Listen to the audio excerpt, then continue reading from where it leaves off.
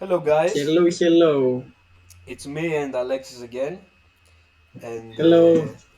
we're here this time for another match. It is Tri Brigade We're seeing on the left, TRI-BRIGADE against PK thing. PK DPE, Yeah. and Tri Brigade DPE as well. So let's start. Okay, so They're shuffling. uh, What do you think of the DPE package? Is it worth it right now? the TRI-BRIGADE, it's kind of iffy because you can't go for both Appaloosa or NDP if you don't play the bird package. So it's kind of meh. I think we see the Tri-Brigade player in the dial, yes, and start with Fractal to Kit to Narwhal and adds Kit. Okay, main deck Lancia. And Call by Okay, the we see Grave. the main Declance answered with Cold by the Grave. That's nice. We see Bannister for I think Bear Blossom into Verity, into Ferzit Effect, put back, and then go for Fusion Destiny. So this is exactly what I told you about before. You can't go for both Baron Blossom and Verity. That's the only thing that has the deck that I don't like. So we see him set three. One of them must Wow. be Revolt 100%. The other two, I don't know. Yeah, I think I saw a Cosmic Cyclone in his hand. Maybe the third one is like an Imperm. So it's probably gonna be Cosmic Imperm. Oh, we see Droplet Cost Enchantress. That's really good. Enchantress going to the grave, going -1 only from the Droplet, then going to get the right in the deck. Wow. Droplet discarding the temple and all the like other PK stuff seems like so satisfying. Eh? It's really good to see you plussing from something that should be neg. So we see the cosmic that I told you that he might have before. So we see Faithful get negated. Unfortunately, he cannot go for Thorn Scales. Then we go and see the Omen go off and BK scoops. He understands he doesn't have enough extenders, or he had boots in his hand that he cannot use because he just used it in chain. He would need like another two extenders to He go would off. need like an emergency teleport or something that could extend by its own. And unfortunately, this version of PK doesn't have a lot of them. It's only like emergency teleports, so that's not good. And I think if he had emergency teleport, he would have used it. Maybe he would have used it first card, so he can use the faithful and keep the thorn in hand. So that was a play too, but I don't know.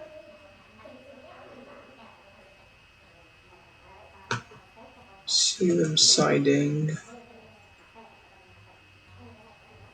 So, what's your opinion about Lance in the main deck playing PK, and how many do you think he plays? Do you think he plays one or two just for the package for Dagda, or he plays three? That's an interesting question. I mean, you could play like one to see it like whenever and search it with Dagda if you need it, but could be playing three as well because I don't know, depending on the local that you are, if you have a lot of PKs and a lot of try BKs, exactly as our local, maybe it's a good choice to main deck And that. unfortunately, a lot of Flanders maybe. Yes, I don't know the people We who play see Flander. Griffon, yeah. We see normal Thorn, actually summon Griffon, normal Thorn, not Thorn Boots. And we see the Fusion Destiny from Verity. That's harsh, He huh? goes. That's Yeah, that Valor ooh. ass. Wow. I don't know if Brig. that ask there was so necessary. I mean, just to Like be if you, sure for the tri-brigade player that he's gonna win this turn, most likely. I don't know. yeah, uh, I don't know if in his case I would have asked that. I mean, the the player in the right has three cards in hand, possibly hand trap. You cannot be Oh, playing. Wow, we see the solemn here.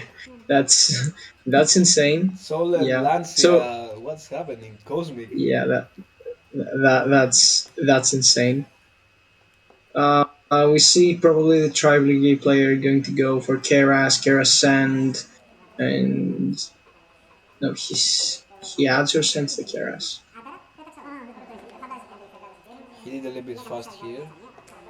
One set card. Could that be revolt? What's the percentage of being revolt?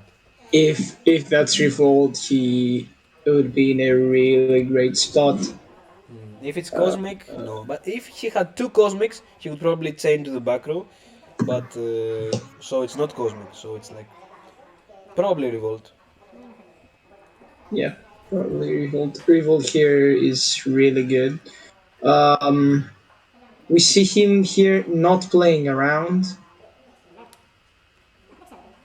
the play. He could have went stun by face banish the Verte and then go for Omen, but maybe summon DP first might be better.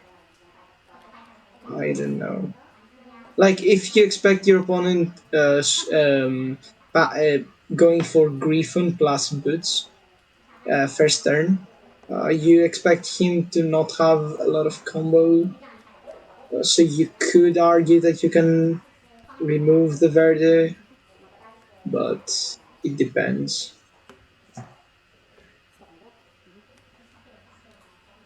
Oh shit! Damn. Crow, So Lancia. yeah, that makes me believe that he plays three lances at least. He couldn't be able to see so many if he played two. But the judgment is an interesting choice in the side deck. I see a lot of PK players opting out for anti spell instead of judgment, Yeah. but I've not been playing the deck for a little bit. I was playing it in the start of the format. Now I just switched it up. The thing about judgment is that negates the summons as well. So maybe if the other player doesn't have spell trap, you can negate like the summon of a normal summon tri brigade monster. So it has more versatility. But on the other hand, the anti spell stays like for many turns, and it's like a floodgate super strong that prevents the other one from playing. But it depends on your preferences. For me, it's like they have different uses, but it's the same impact. Yeah, I believe anti-spell it might be better. If you consider that your opponent is playing something that with a trap, a searchable trap, uh, you can't really risk that your opponent is going to go droplet cost a trap. And with anti-spell, you can just play around. He has to have like imperm plus droplet to do what he has to accomplish, and then you can like go Griffin. So it's kind of hard, you know.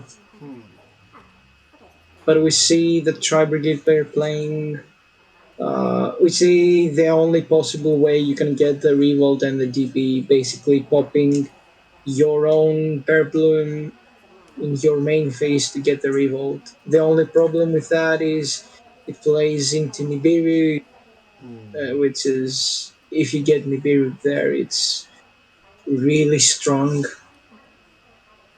We see the Fateful. He unfortunately drew it. I think I saw a Fusion Destiny in his hand. Maybe not. We see the right Faithful.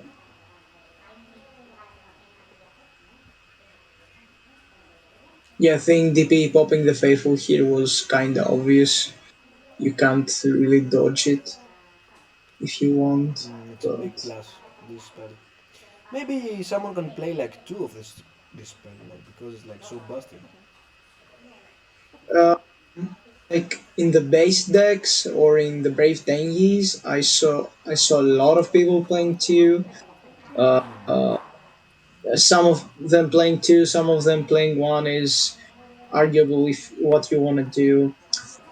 We see him here popping the token instead of the faithful. So the problem with that play, the only problem is that you play into top deck, not top deck, like that he has the Sage Brigade in his hand because he can use it to force out your revolt. Hmm. We might see him here to do this play. See him grab. What does he grab? He grabs the Fog Blade. Okay, so he might side it out the Brigandine or has it in his hand. Fusion Destiny, Chain Revolt. Okay, so it's the same play as before. We see the Revolt will be chained again to Fusion Destiny this time instead of Verti. Um, Unfortunately, the PK player has to make a decision and pop something. And if he pops the Omen, he gets a surge, but you can't really pop the Omen here. You have to pop your Faithful. Chain the DP. You could argue that you can pop.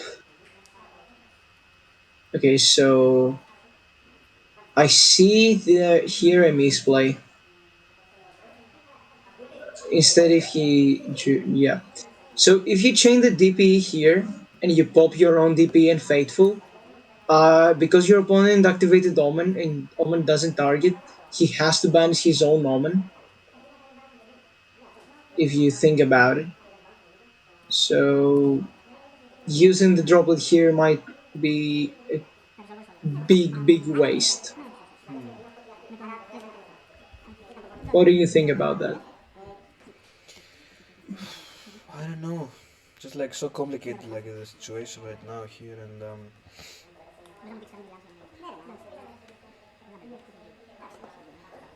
don't know. It depends, like how the game will evolve. You will see if it was the correct or bad decision. I think keeping your faithful.